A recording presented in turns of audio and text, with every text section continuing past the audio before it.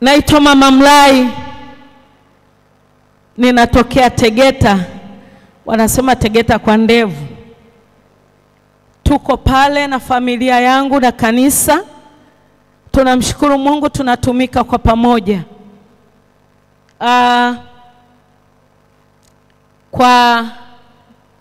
Nina watoto watatu. Nina mabinti wazuri, tulikuwa nije nao leo, lakini imetokea tu. Na kijana wetu moja Emmanuel, tunamshukuru Mungu, anatusapoti sana katika huduma. Ni watu wazima sasa, wanamaliza vyuo, na tunaendelea kumshukuru Mungu. Bishop Kapenda nimemfahamu miaka zaidi ya 20 au 30 kasoro iliyopita, wakati wa akiwa kijana, haelewi wala hasikii. Akisikia injili, unajua vijana wa zamani bwana, sisi ilikuwa ukiokoka umeokoka kabisa kabisa. Ndivyo nilivyofahamu Bishop Kapenda ameokoka kabisa kabisa. Sasa hivi unajua zamani ulikuwa ukiokoka una madhara.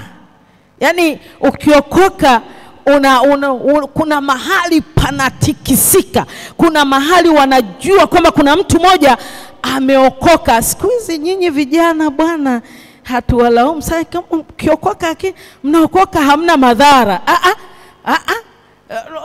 Unaokoka mtaa mzima unajua umeokoka. Sio unaokoka paka pale mtaani wanajiuliza kwani kaokoka. Zamani ilikuwa ukiokoka, Bishop Kapenda alikuwa anachanja mbuga, haelewi. Na ndio maana mama anasema yeye na mume wangu walikuwa wakisikia injili hawajali kwamba wana nauli au, na mradi tu wamepata nauli ya kwenda ya kurudi watajua wenyewe, wanaondoka. Na walimtumikia Mungu kwa uaminifu. Siku moja nilikuwa namwambia mume wangu, katika kizazi ambacho nilimwona Mungu wakati huo ni kizazi chenu. Mlikuwa mnahubiri injili ya kweli, isiyo na unafiki, isiyotaka pesa. Ile injili ya kweli ambayo ilikuwa na maumivu ndani ya kubadilisha ulimwengu, ya kuwavuta watu waje kwa Yesu. Na watu walivutwa na mienendo yao, walibadilisha maisha yao. Hiyo ndio injili ambayo bado tunaitaka mpaka sasa. Haleluya, Bwana Yesu asifiwe. Kwa nilimfurahia, na kuanzia hapo tulipotezana miaka yote, hatukukumbukana tena. Lakini Mungu ametupa neema, leo tumeweza kusimama kwa pamoja, na ninamwona akiwa na furaha pamoja na vijana wake wakubwa kabisa. Ameniambia na vijana 5. Mama hongera, huwezi kujua kama msingi huu, tumesema msingi wa maendeleo, msingi huu wa maendeleo unaweza kufiatua vijana 5 wenye nguvu, na Mungu anampa neema ya kuwalea na kuhakikisha wanafika kwenye hatima ya maisha yao. Haleluya, haleluya. Yule anayepiga keyboard kama hairuhusiwi kwenye kanisa hili, lakini naomba nivunje tu kwa leo, lakini ningemuomba asitoke pale. Nina kazi naye. Yule anayepiga keyboard pale, naomba asitoke pale, nina kazi naye. Fungua na mimi.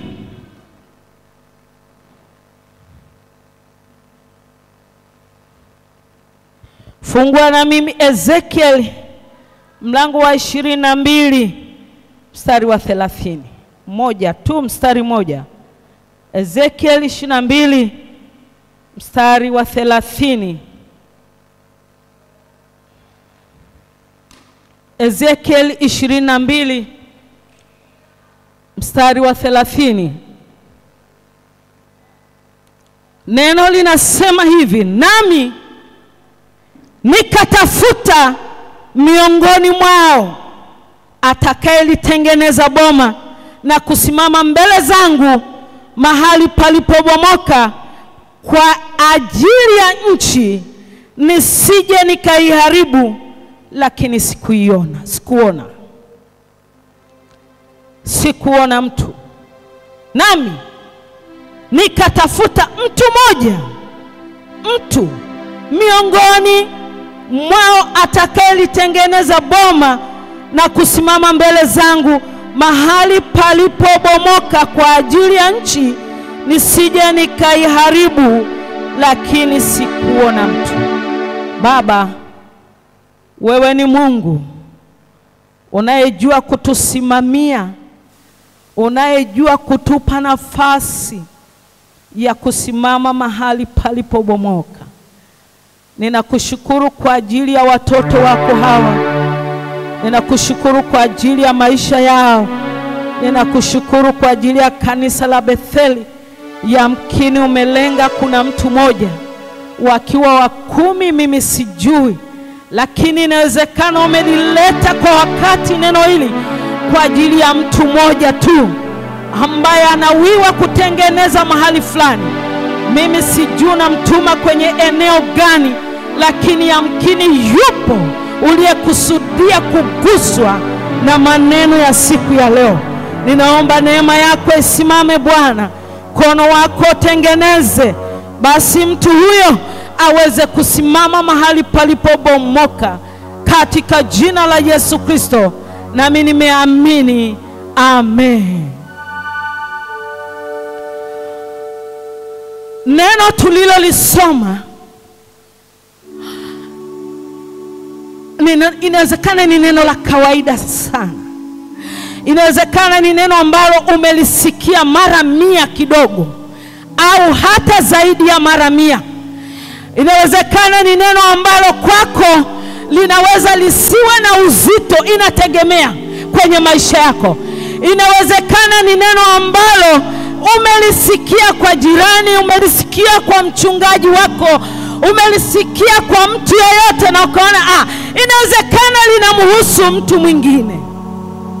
Lakini ningetamani leo neno hili limfikie mwanamke moja wa kanisa la Betheli Deliverance Center Tanzania, ambaye Mungu amempaka mafuta ili aweze kusimama mahali palipobomoka, ili aweze kutengeneza boma. Mahali palipobomoka manake kulikuwa na misingi. Hapa ni neno ilikuwa ni kwa ajili ya wana wa Israeli ambao kulikuwa na machafuko mengi. Wakati huo walikuwa wameiacha njia sahihi ya Mungu aliyewatoa katika nchi ya Misri, akawaleta katika nchi ya Kanaani.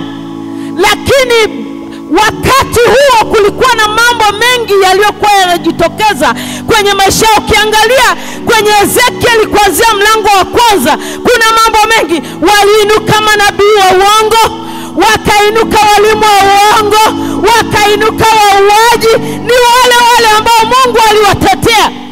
Lakini ilifika mahali Mungu anasema nikatafuta mtu mmoja. Manake misingi ya hekalu ilikuwa imeshabomolewa. Misingi ya maisha mazuri ambayo Mungu alikuwa amewaandalia yalikuwa yamebomolewa, yalikuwa yameisha. Labda nikwambie tu, mahali palipobomoka pana sifa ngumu kidogo. Mahali ambapo misingi yake imepotea ni mahali pagumu kidogo. Mahali palipobomoka hakuna mtu anayependa kusimama. Mahali palipobomoka hakuna mtu anayependa kuanzisha, kujenga. Mahali palipobomoka kila mtu anakuona ukisimama mahali palipobomoka ni bonde, ni pagala tu, ni utupu. Kwa hapawezi kukusitiri kwa namna moja au nyingine.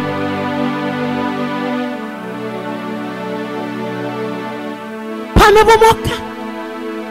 Mahali palipobomoka hakuna amani. Hauwezi kuishi mahali pamebomoka alafu ukaendelea kufikiri kuwa na amani. Haiwezekani. Mahali palipobomoka kuna mahangaiko ya moyo. Mahali palipobomoka hakuna namna ambavyo unaweza kupata Ngoja nikwambie, mahali palipobomoka ni sawa na utumwani. Maana sio misingi ambayo ulikuwa naishi, uliishi vizuri, lakini umefika mahali pamebomoka. Kama unakumbuka vizuri, wana wa Israeli walipochukuliwa kule kwenye mito ya Babeli utumwani, wakapelekwa Babeli, wametumikishwa. Wale watesi wao waliwaambia, chukueni vinanda vyenu na vinubi, wakaambia tuimbieni wimbo wa Bwana Mungu wenu, tuimbieni wimbo wa Bwana.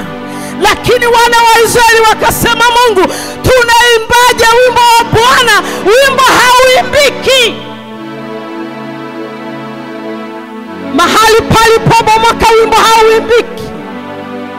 Na hakuna mtu mjanja anaweza kufikiri kwamba mimi bwana ni mjanja, pamebomoka lakini bado ninaweza kuwa giant. Mahali palipobomoka hapa angalini, mama mchungaji, mahali palipobomoka hapa angali una pesa kiasi gani.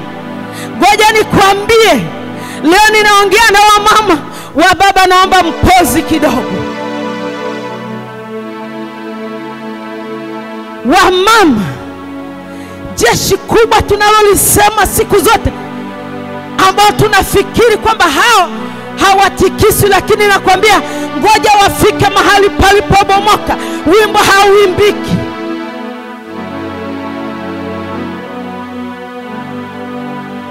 Wanaweza wakafika mahali unaweza kapitishwa mahali kama mwanamke, wimbo hauimbiki, maombi hayaendi, ushauri haufai, kila kitu hakiwezekaniki.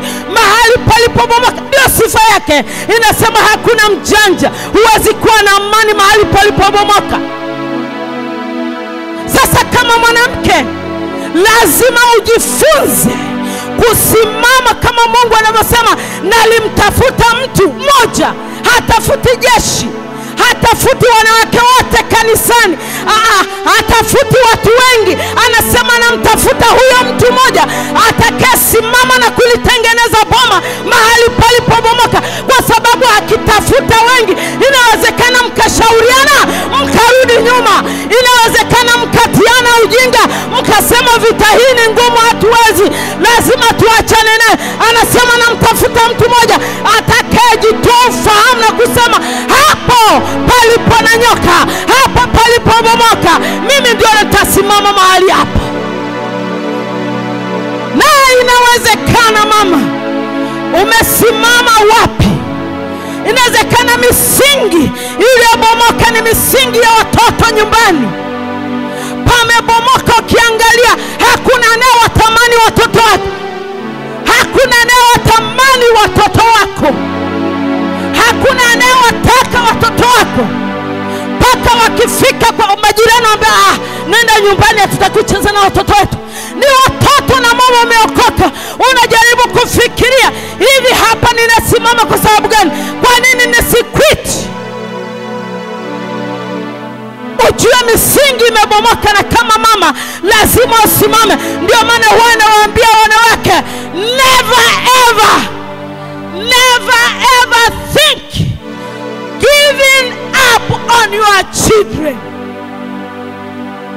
Usiwakatie watoto wako tamaa, hata kama wote watasema watoto wako hawafai. Wewe mwambie Mungu, kwangu wanafaa. Hata kama wanavuta bangi, wewe mwambie Mungu, wanavuta leo lakini wataacha tu. Hata kama wanatukanwa, hawana akili, wewe mwambie Mungu, wa kwangu wamekuwa wa mwisho, lakini najua mbele ni wa faida.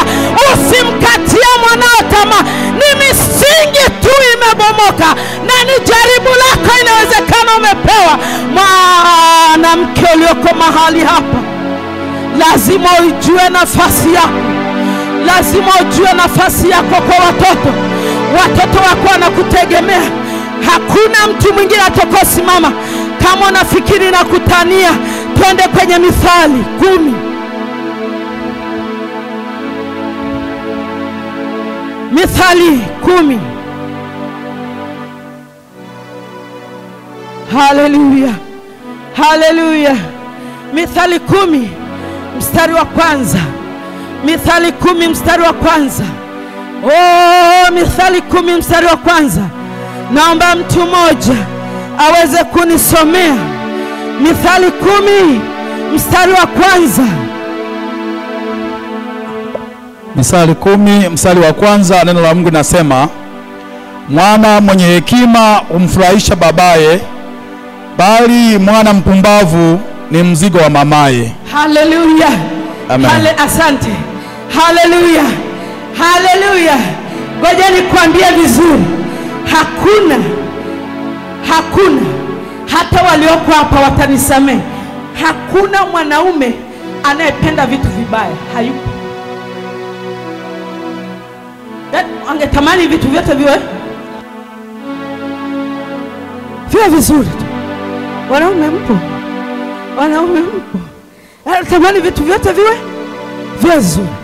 Siku moja nikasema bishop, nikasema this word is not fair. Neno hili haliko balance. Linasumbua. Anasema mwana mpumbavu ni mzigo wa mamaye. Kwa nini hajasema pia mwana mpumbavu ni mzigo wa babaye jamani? This word is not fair. Lakini kwa nini alisema? Maana alijua mwanamke ndio anayeweza kusimama na mtu mpumbavu. Hata kama ungekuwa mjinga kiasi gani, lakini bado utasimama naye. Hata kama mwanao angekuwa mpumbavu kiasi gani, bado utasimama naye, bado utamtengeneza, bado atakuwa mtu, bado utamfundisha, bado anaweza kuwa na mwelekeo. Lakini wababa hata bila Biblia kuandika, wote sikia tu. Anavuta bange. Hizi nani zinatoka kwa wajomba za kama mama yake. Hello. Hii kwetu haipo hii. Hii lazima itakuwa connected na kwa mama huko. Binti amepata mimba, ulisikia? Ulikuwa wapi anapata mimba? Baba anakuuliza, ulikuwa wapi mtoto akapata mimba? Hausiki. Sio musika kwenye hilo.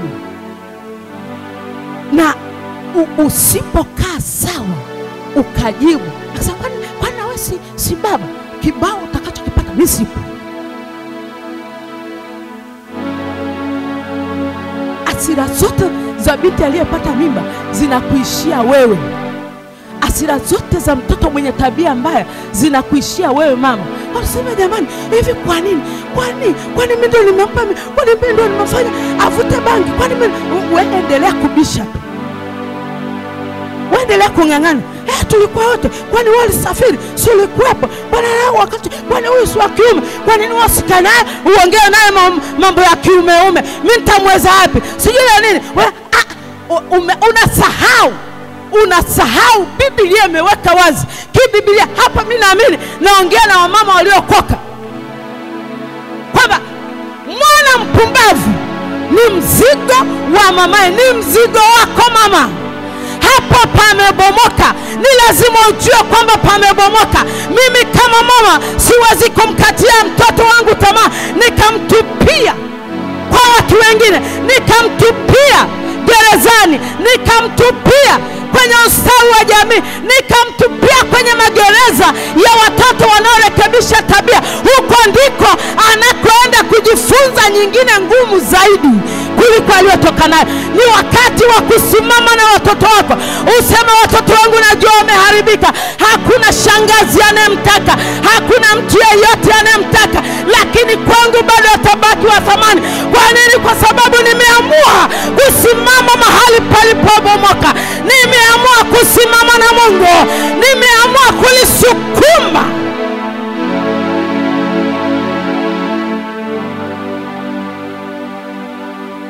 Sijui kama kuna mtu ananielewa. Watoto wanatupitishaga mahali ambapo unaweza kauliza Jumanne ni juma ngapi? Hamjanielewa. Watoto wanaweza kutupitisha mahali ambapo unaweza kujiuliza Jumanne ni juma ngapi? Ndugu yangu, misingi ya watoto wako kama iko sawa, usiache kumwombea mtoto wako. Wakati mwingine Mama Kapenda, mimi huwa naweka maombi yangu, nasema Mungu, maisha niliyoyapitia mimi mabaya, watoto wangu wasipite nayo.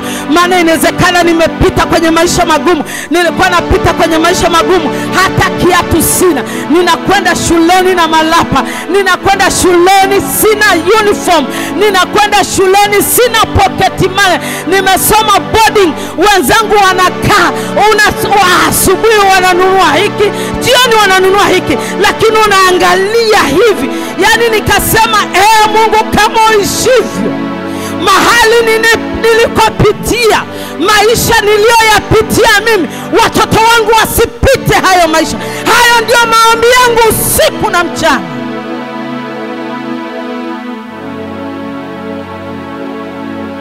Hamjawahi kuishi maisha ya kukataliwa? Maisha ya kukataliwa, maisha yanauma, ni maisha ambayo hayapendezi. Kila mtu anaona huyu hawezi kuwa mtu. You can not be somebody. Hawezi kuwa mtu fulani. Mimi nakwambia maisha tunayoishi, usimdharau mtu.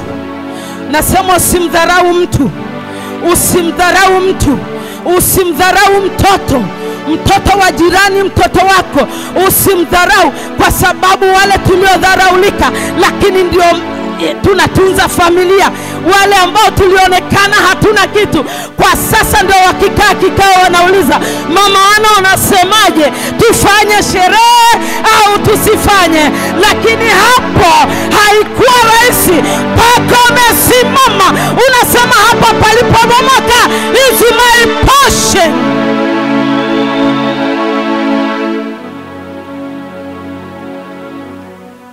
Lakini si kila mtu anapenda kusimama hapo.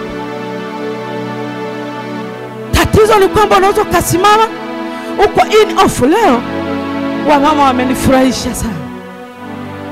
Ulikuwa unamwona Baba Baraka na Mama Baraka walisimamia imani mwanzo mwisho. Ulimwona Mama Tabu na Baba Tabu, uliwaona vizuri, walienda kwa mchuzi wa nyoka. Unajua shida ni kwamba tunashindwa kusimama mwanzo mwisho. Unashindwa kulisimamia jambo mwanzo mwisho, unasimama nusu nusu. Ukikata tamaa unaanza kuwa na washauri wengine. Hao watoto hawawezi kuwa wazuri, wapeleke mahali fulani kwa mtaalamu. Hao watoto hawawezi kuwa sawa, wapeleke mahali fulani. Naona wapitisha kila kanisa, watoto wanaombea huko wanakowekewa mikono hujui, na huyo hujui anayemwekea ameweka roho gani. Unatembea, simama na Mungu. Wewe mwanamke unaweza kubadilisha hatima ya watoto wako. Unaweza kutamka hatima ya watoto wako. Kila siku asubuhi lazima unapoamka tamka hatima ya watoto wako. Mwambie shetani, najua hawafai lakini watafaa. Neno linaumba, neno linafanya kazi. Mungu hajawahi kumwacha mtu wake, atamsimamia mpaka dakika ya mwisho. Unaweza kukata tamaa, lakini nakwambia ipo siku ni kuyatumikia majira, ni swala la muda tu.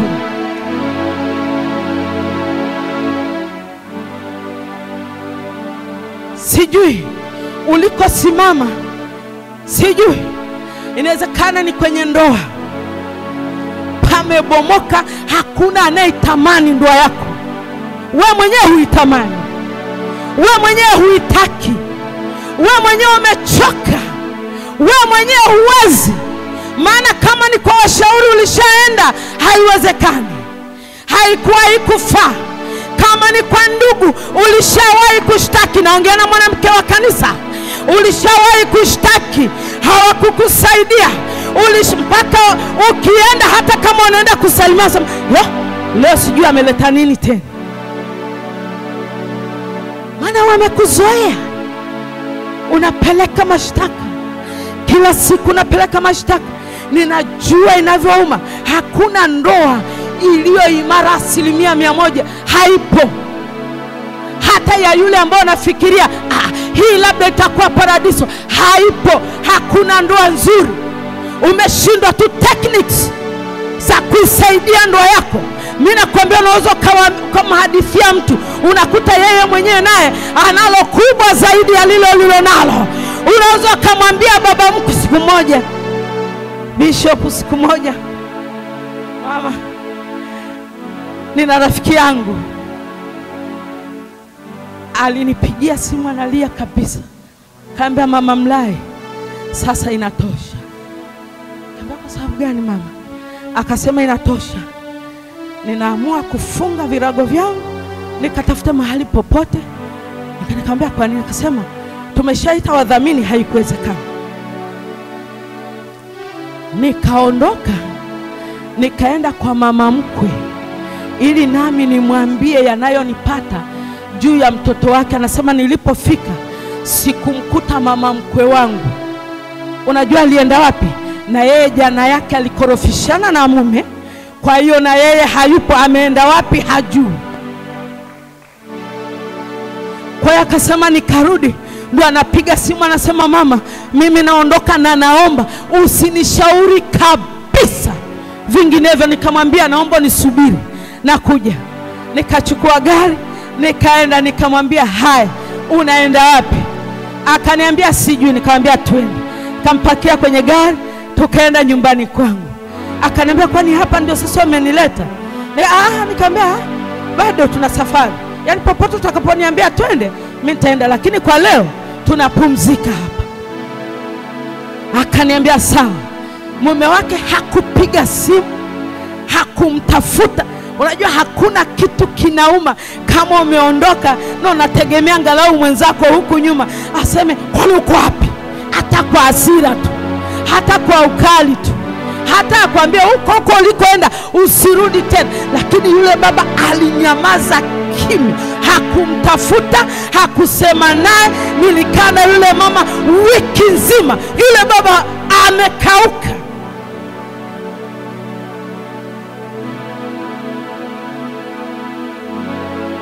No. Wamama mpo.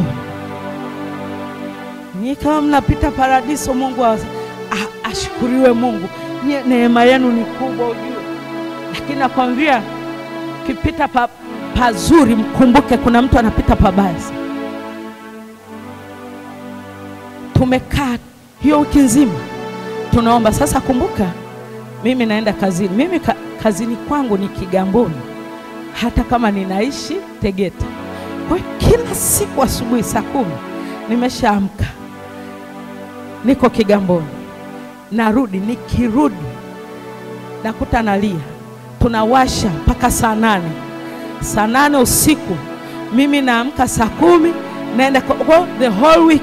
Ni kama nilikuwa nalala lisali moja au masaa mawili. Maana mkimaliza kuomba ubakize na dakika zile za kumbembeleza. Maana atalia. Ndio maana nakwambia ugenini wimbo hauimbiki. Usifikiri pale kulikuwa na maombi.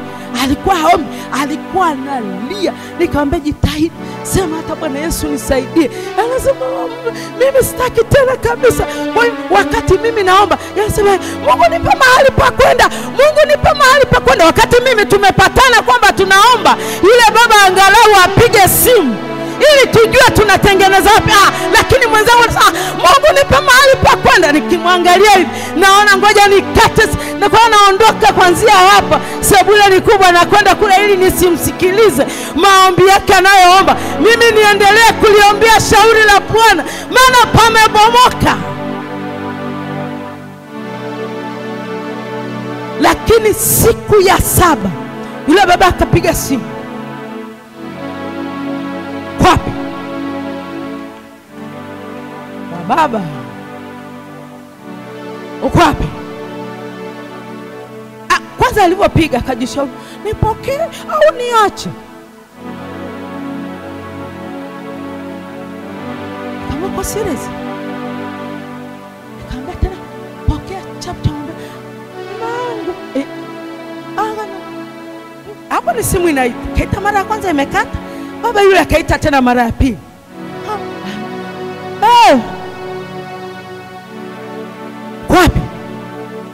wale weka na wapi? Narudi nyumbani. Na kuuliza uko wapi? Nikamwambia mwambie niko kwa mchungaji. Akajibu niko kwa mchungaji. Yule baba ni ka distance kidogo, lakini haikuchukua dakika 10 amefika pale nyumbani. Amefika nyumbani, anataka haraka mkumbatia mke. Nikamwambia subiri kwanza. Subiri kwanza. Wewe wiki nzima ulijua yuko wapi? Nimemtafuta mgongo kila mahali. Kama ulikuwa unamtafuta manual, umemtafutia wapi? Nimemtafuta. Nimeenda nyumbani kwao, hayupo. Nimpiga simu kwa shangazi yake, hayupo. Sio kwa mzamini, hayupo. Kwa sikujua yuko wapi. Na yule mama hata sio muumini wa kanisani kwetu kabisa. Lakini nataka tu nikwambie, kuna mambo kama mama usiyakatie tamaa mapema, kwa sababu Mungu bado ana uwezo. Ni wakati wako tu, ni unayatumikia majira yako. Maanake mhubiri anasema kwa kila jambo na majira yake. Kama kuna wakati wa kulia, kuna wakati wa kucheka, lazima kutakuwa na wakati wa kulia. Kama ni wakati wa asubuhi, lazima kutakuwa na jioni. Inawezekana jioni yako haijafika na iko karibu, unaanza kusema unabeba mizigo. Mama, unabeba mizigo, unaenda maadamu hajakujuru. Mimi wanawaambia wamama, kama hajakupiga kwa kuua, ng'ang'ania hapo, kwa sababu miguu ya kuondoka ni mepesi kuliko miguu ya kurudi ni mizito.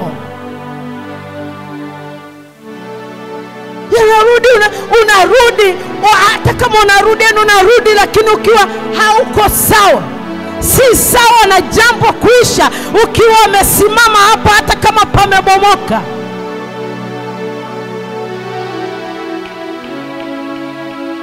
Sasa shida, kuna kizazi fulani, Mama Bishop, kiko hapa hivi. Sijui bwana kinaitwaje, lakini kuna kizazi fulani cha watoto wa 2000 wanaita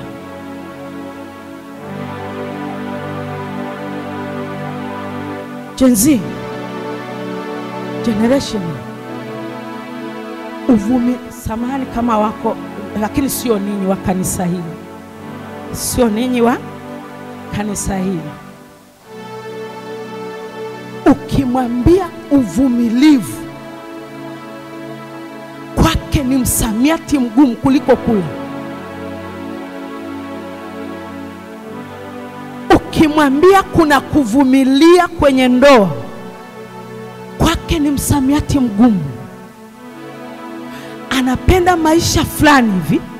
Kwanza anapoingia kwenye ndoa, anakuwa na matazamio yake fulani. Kwa asipoenda kuyakuta matazamio hayo, mambo yanabadilika ghafla. Mmoja alikuja kwetu, sasa mama niombe nataka kuolewa. Nikamwambia mwanangu, unataka kuolewa na mwanaume wa aina gani? Mwanaume ambaye mama yake hayupo.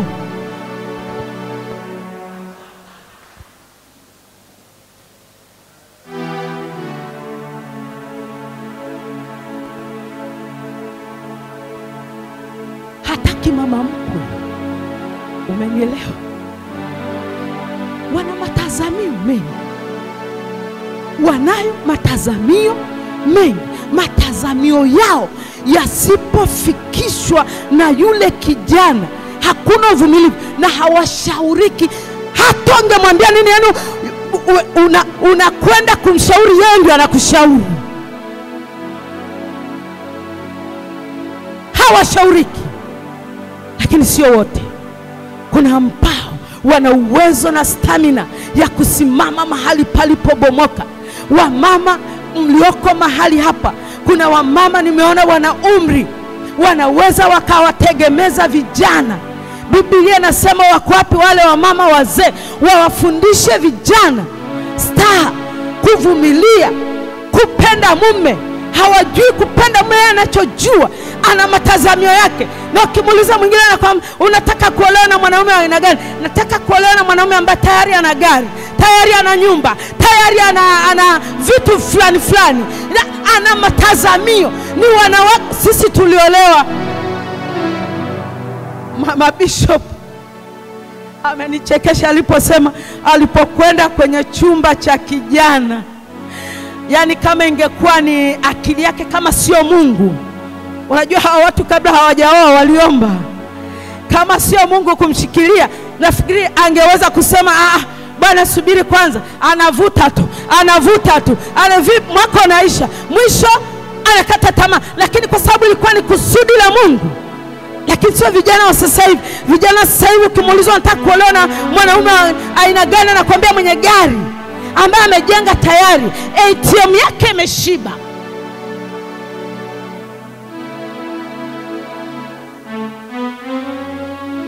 Mimi na mume wangu tulioana mwaka 97. Kwa hiyo nakimbilia miaka 29 sasa. 29 28 adono. Wakati ananichumbia mimi nilikuwa na kazi, yeye hana. Tumemaliza tu chuo 96 chuo cha walimu chap. Mimi haraka nikapata ajira ya shule za sekondari za binafsi kule Mbeya. Kule kuna watu wa Mbeya hapo, kule Mano kule, unajua kule ndani kule Mano kule Tukuyu. Nikata comfortable kabisa. Sasa kaniambia, bwana unajua mimi nataka kuoa haraka sana. Niambia lakini hatuna. Akaniambia sasa sikiliza, ili tusihangaike, mshahara wako wewe utakuwa unanitumia mimi. Mama, wewe mshahara wako utakuwa unanitumia mimi ninunue vitu, kwa sababu ukinunua huko tutapata gharama ya kufanya nini, ya kusafirisha.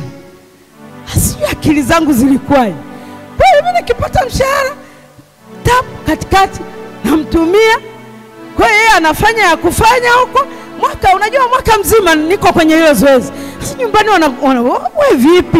Hiyo hela stabati mbaya uzuri kakaangu. Hivi huyu ndo kaanza maisha huyu. Hebu msaidiane na haya. Lakini hawajui mimi natuma wapi.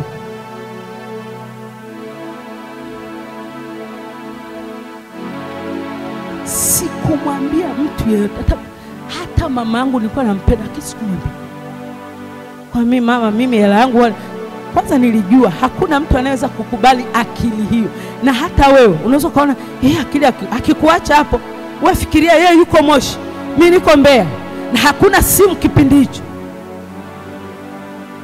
Kwa ufikiri umetuma hela, umejitutuma, umetuma hela, ghafla unakuta mrambo mwingine yuko ndani. Kwa tulikuwa tunafanya vitu kwa imani.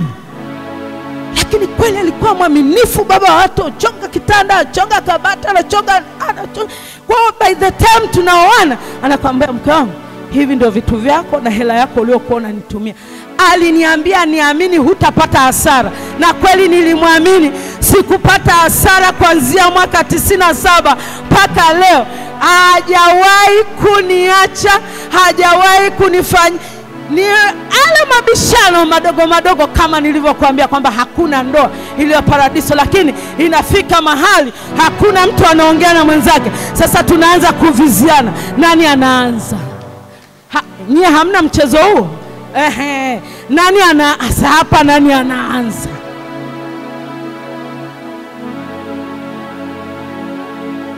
Unasema sianzi. Kila siku naanza mimi tu. Kila leo safari hii na yeye aanze, na mwenzako amekauka. Wanaume wanajua kukauka bwana. Yaani anakauka, msamaha kosa la kwake msamaha unakuhusu. Halo baba.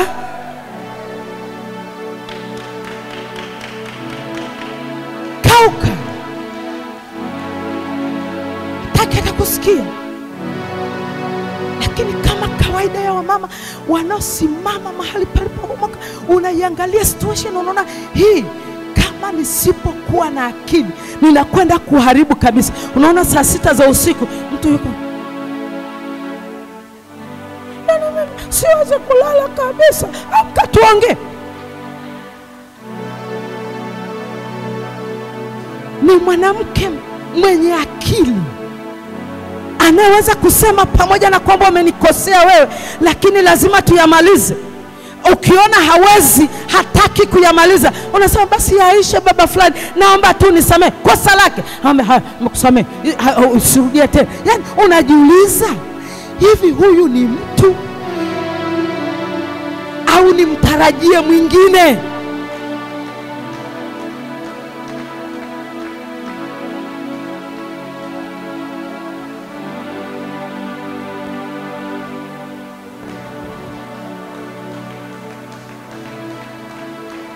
Manake anaweza akakupiga tukio. Wa mama, we kubali tu kupigwa matukio, lakini nikwambie yana limitation, yana muda. Ni swala muda tu. Hawezi kuendelea kukupiga matukio maisha yote. Ni wakati mwingine ni nguvu za ujana tu. Wakati mwingine ni nguvu, ni kiburi cha pesa tu, inawezekana. Na wakati mwingine inawezekana tu basi, lakini nakwambia ukiendelea kusimama, useme hapa ndipo palipobomoka. Mimi kama mwanamke nataka kusimama, na kwambia huwezi kufanya jambo la kijinga. Jua haliwezi kwisha kwa mwanamke mwenye hekima, ameendelea kununa. Hayupo mwanamke wa hivyo. Ukiona unaendekeza mambo hayo, ni mlango ambao ibilisi anautumia, na hujajua mahali pa kusimama, hujajua vizuri unatakiwa usimamieje. Jua haliwezi kuzama, umeendelea kununa, na unajua hakuna faida ya hicho unachokifanya. Hakuna faida ya huo mnuno wako. Wala huwezi kuandika historia kwamba ilitokea mwaka 2005 nilinuna mwezi mzima.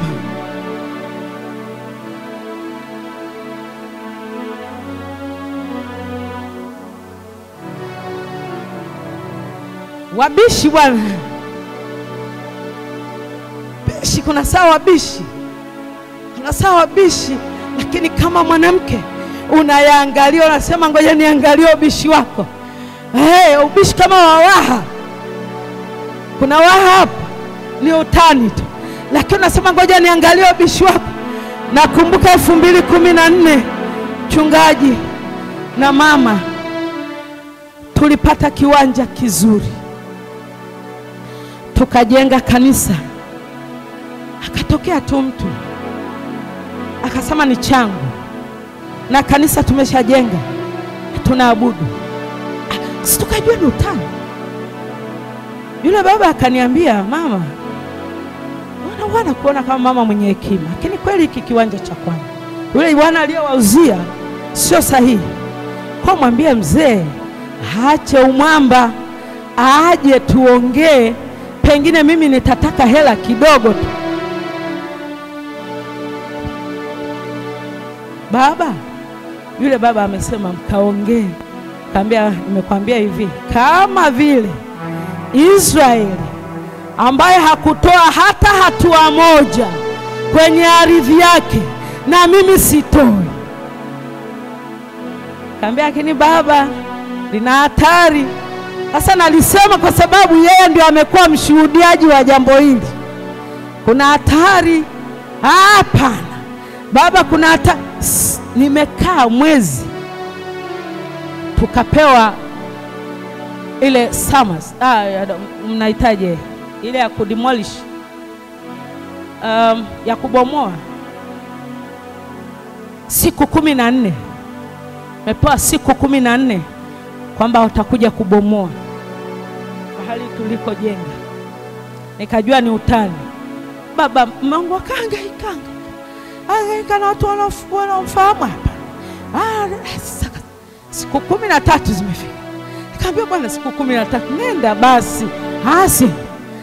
Nenda. Siku ya 14 asubuhi. Kwanza alichoniambia saa 11 akaniambia, bwana, mimi sitakuwepo hapa wakati wanakuja. Kwa hiyo uangalie wewe mambo mwenyewe yatakavyokuwa. Mimi Bwana semaje? Sema sitakuwepo, kwa hiyo uangalie takavyokuwa. Kwa asubuhi kijiko hiki hapa. Nikisema kijiko unanielewa? Bomoa hawa hapa. Kajua ni utani. Kaanza wakabomoa kanisa. Nikamfuata yule baba nikamwambia, utabomoa na nyumba yangu? Nikamwambia nakuomba usibomoe nyumba, tutaongea. Nikamwambia sawa. Sasa ilikuwa ni vita ngumu sana. Wamebomoa kanisa.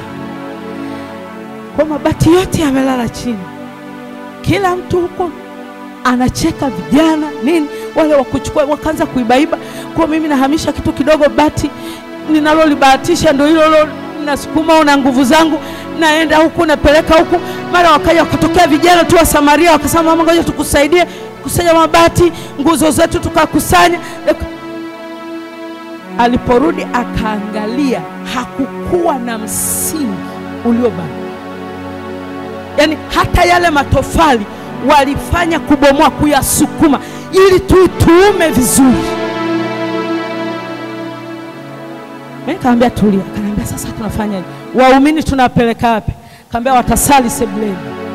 Wale watakao baki, maana unajua kwenye bomoa hii na kanisa ujue litabomoka.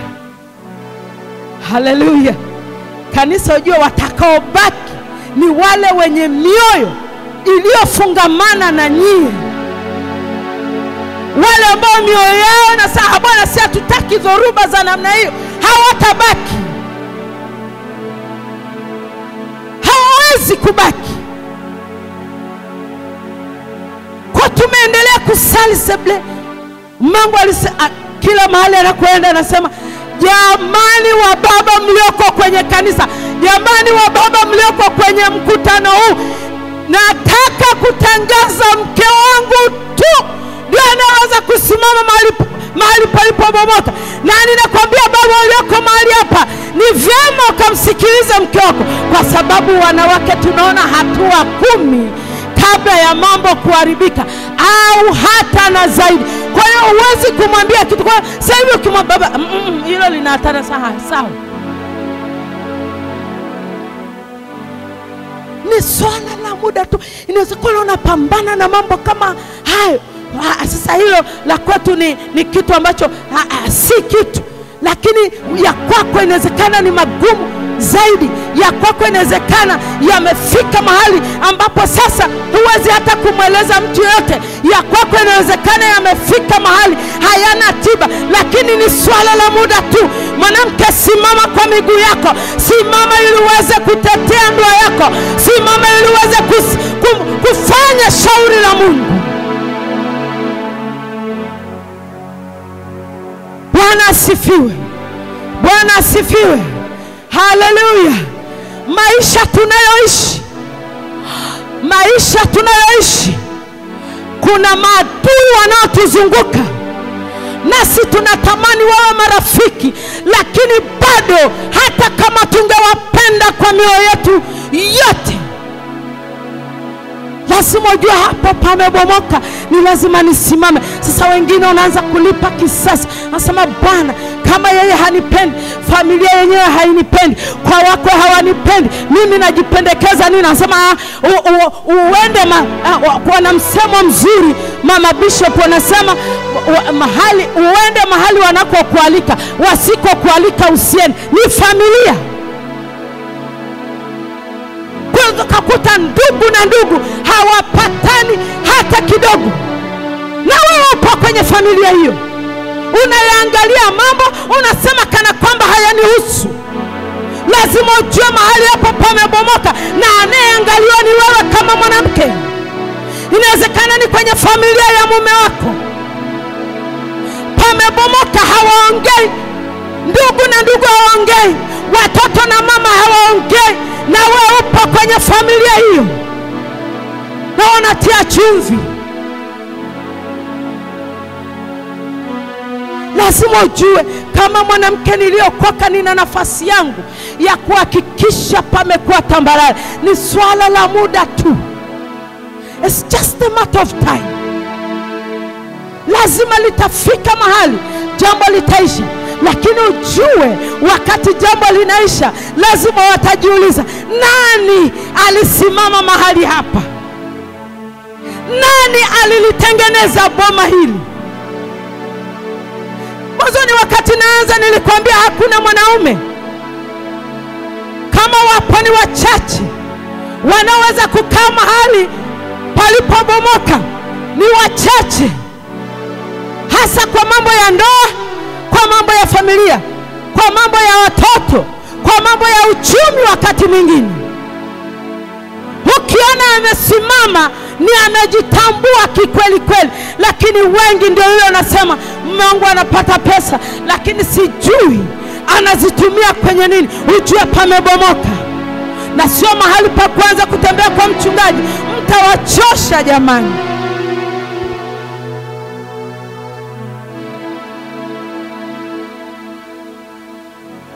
Waswahili wa kawaida kabisa wanasema hakuna mkate mgumu mbele ya chai.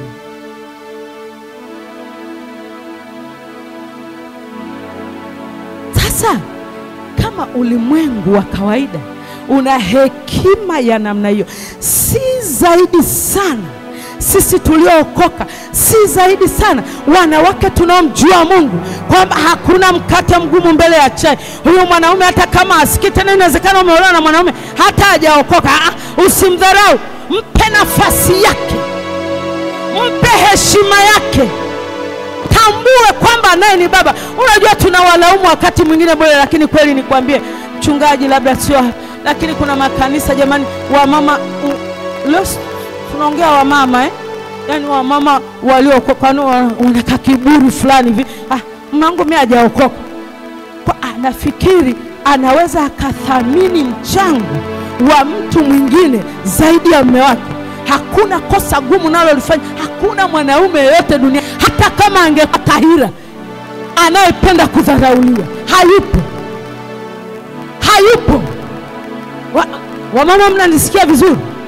Hakuna mwanaume yote, hata kama angekuwa tahira, asiyependa kuwekwa kwenye nafasi yake hasa na mke wake. Sara alimwita Ibrahim Bwana wangu, ni mume wake. Lakini kuna viburi vinavyotufanya tusipokee kile kitu cha kimungu ambacho ametuwekea kutoka kwa waume zetu. Nini? Wengine wameolewa na wanaume wakali, yani yeye radi. Ufanye kizuri,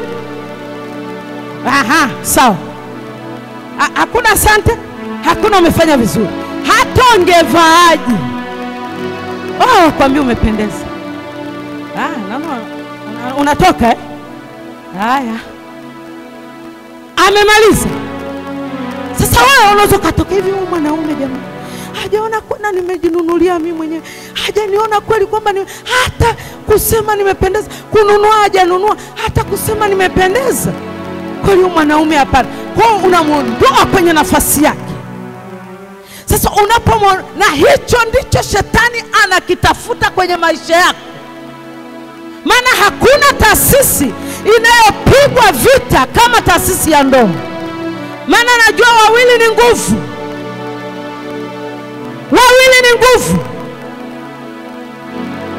Kama unafikiri huna nafasi yako kwenye hiyo ndoa, jaribu kutoka uone kama huyo baba atabaki na kile kiburi alichonacho. Sasa sema jambo baya ni kwamba wakati utakapotaka kurudi, mambo yatakuwa yameshaharibika, kwa hiyo haiwezekani kutengeneza tena.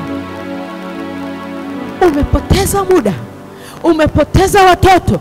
Maana ndoa zinapokuwa na changamoto ni mwanzo wa kuharibika kwa watoto. Lakini Lakini wamama jeshi kubwa, tunabaki mahali palipobomoka, tunabaki na kusimama. Unasema hata kama ninapita kwenye moto, lakini najua yamkini siku moja yatatengamaa mambo yangu. Siwezi kuondoka kwa ajili ya watoto wangu, siwezi kuacha misingi ya nyumbani kwangu, siwezi kuacha. Never give up. Ni swala la muda tu. Nimekwambia hawanaga muda mrefu. Utaona tu umri fulani ukifika kama wa baba yangu Bishop Kapenda.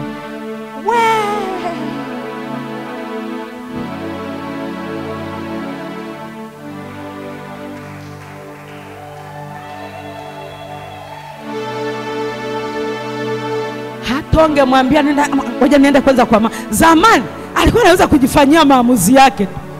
Ni mfano tu, sijasema, ni mfano tu. Lakini kwa umri huu walionao sasa hivi, hakuna cha kuwatenganisha, hakuna cha kuwatikisa. Inawezekana unatikiswa sasa hivi kwa sababu tu ya umri. Ndoa yako bado changa, miaka 6-10. Lakini ni lazima ujiambie kwenye moyo wako, ni swala la muda tu. Utafika muda anatulia. Trust me. Andika siku ya leo, itafika muda atasema mama ni wa thamani kuliko kitu kingine chochote. Yani anaweza akamtetea mpaka kusema hivi, mama mbona anatetea ujinga jamani kwa mke wake? Lakini anajua nikiharibu hapa kila kitu kimeisha.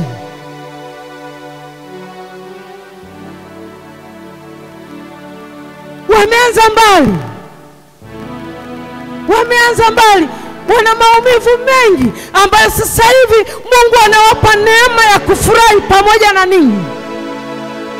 Mungu anawapa neema ya kuwahudumia, lakini hatuwezi kujua maisha yao, mambo waliokutana nayo. Mambo waliokutana nayo inawezekana ni ya kuvunja moyo, lakini kuna mwanamke mmoja ambaye aliamua. Kuna mwanamke aliyesema nasimama.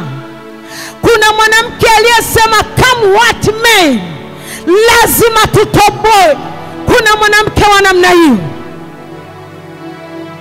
Kwa tunapofurahia ushirika wetu, lazima tujue kuna mtu mmoja.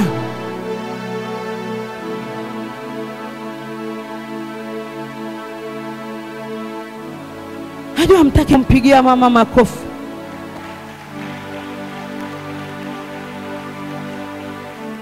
Lakini kama kuna mtu mwenye uchungu wa kweli kwa huyu baba, ni huyu mama.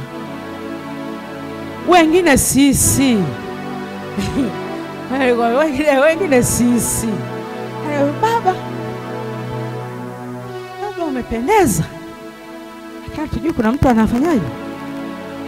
Sio dhambi kumsifia baba yetu, sio dhambi, lakini usije ukafikiri kinachomfanya kuwa imara ni nguvu zake mwenyewe. Hakuna mwanaume anayeweza kufika umri huu akiwa imara kama hayupo huyu hapa. Hayupo. Hayupo. Na wala hiyo haina sababu hata ya kuwauliza ni kweli au si kweli. Lakini kwa uzoefu wangu, ninajua kuna wakati walipita mahali ambapo kila mmoja anasema hivi bado naweza kustahimili kwenda kweli au niache? Baba, hii huduma ameanzisha hii, mbona kama haiendi? Yani hivyo. Lakini anaamua kusimama na mume wake, anaamua kulitumikia shauri la Mungu, anaamua kusimama hata kama pamebomoka, anasimama. Huyu jamani, wa mama tumpe maua yake. Haleluya, haleluya. Mahali palipobomoka hakuna anayepapenda, ni wachache, ni wale waliodhamiria kwa imani wanasema hata kama misingi yake imebomoka, lakini nitasimama mpaka tawi lichipue tena. Simama kwa miguu yako.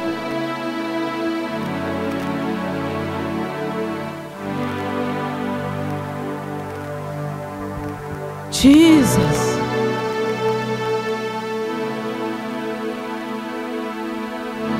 Mwamba